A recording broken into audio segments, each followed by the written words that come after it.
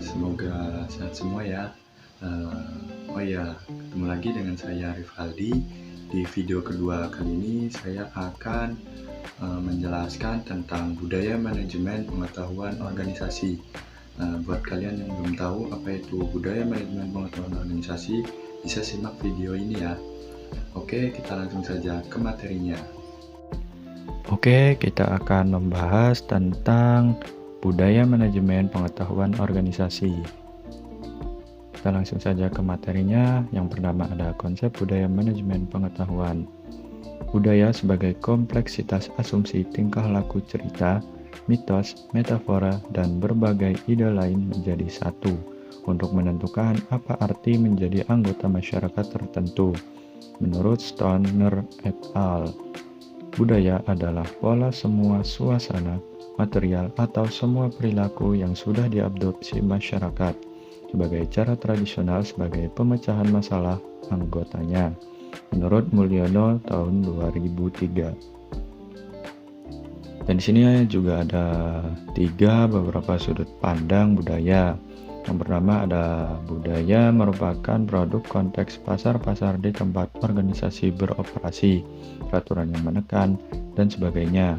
Yang kedua, budaya merupakan produk struktur dan fungsi yang ada dalam organisasi. Misal, organisasi yang tersentralisasi berbeda dengan organisasi yang terdesentralisasi. Yang ketiga, ada budaya merupakan produk sikap orang dalam pekerjaan mereka. Hal ini berarti produk perjanjian psikologi antara individu dan organisasi. Nah, di sini ada penjelasan apa itu manajemen. Manajemen itu mencakup yang pertama mengkoordinasikan SDM, material, dan keuangan ke arah tercapainya tujuan organisasi yang efektif dan efisien. Yang kedua, menghubungkan organisasi dengan lingkungan luar dan menanggapi kebutuhan masyarakat. Yang ketiga, mengembangkan iklim organisasi di mana orang dapat mengejar sasaran perseorangan dan sasaran bersama.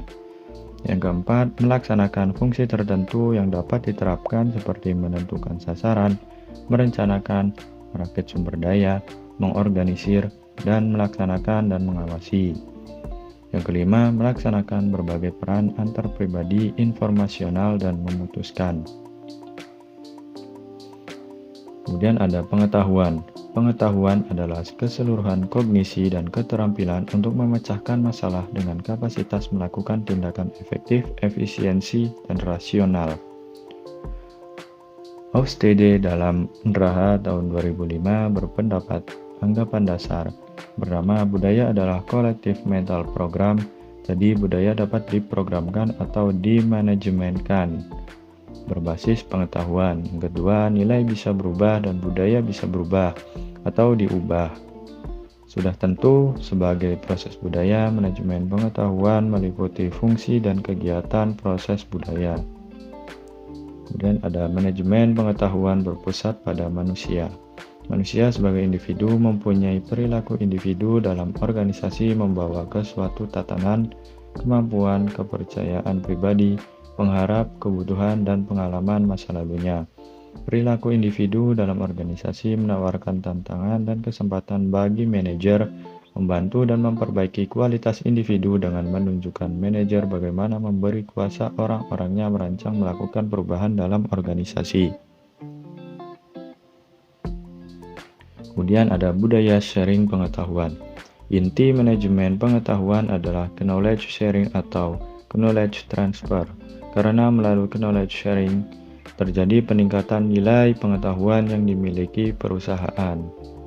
Seseorang yang melakukan knowledge sharing tidak akan kehabisan pengetahuan yang dimilikinya, tetapi justru melipat gandakan nilai dari pengetahuan bila sudah dimiliki dapat dimanfaatkan banyak orang.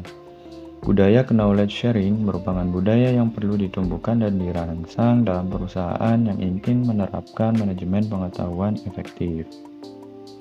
Kemudian ada unsur budaya sharing pengetahuan. Yang pertama ada peran kepemimpinan, berupa kemampuan merumuskan visi, keterlibatan langsung, pemberian dukungan, dan advokasi. Yang kedua, budaya perusahaan yang memberi iklim kepercayaan dan keterbukaan. Yang ketiga, adanya kemauan pimpinan organisasi untuk mempromosikan knowledge sharing dan kolaborasi. Yang keempat, perusahaan menghargai knowledge, pembelajaran, dan inovasi. Dan yang terakhir, kemampuan organisasi dalam mengeksekusi proses transformasi dengan mulus dan efektif. Menurut Tobing tahun 2007. Kemudian ada peran dan fungsi budaya terhadap manajemen pengetahuan. Yang pertama ada leadership, yaitu untuk memimpin suatu organisasi. Yang kedua ada sense of direction, yaitu menentukan arah organisasi. Yang ketiga ada climate, sebagai iklim dari organisasi. Kemudian yang keempat ada positive teamwork, atau membangun tim kerja yang positif. Yang kelima ada value add system, sebagai nilai tambah. Kemudian ada enabling structure, struktur yang memungkinkan. Kemudian ada appreciate kompetensi, menghargai kompetensi. Kemudian ada developed individual, atau untuk mengembangkan individu. Dan terakhir ada 7 variabel yang berpengaruh terhadap kesuksesan organisasi yang terangkum dalam 7-8 menurut McKinsey. Yang pertama ada shared values, kedua ada structure, system, style, staff, skills, dan strategi. Oke, terima kasih semuanya.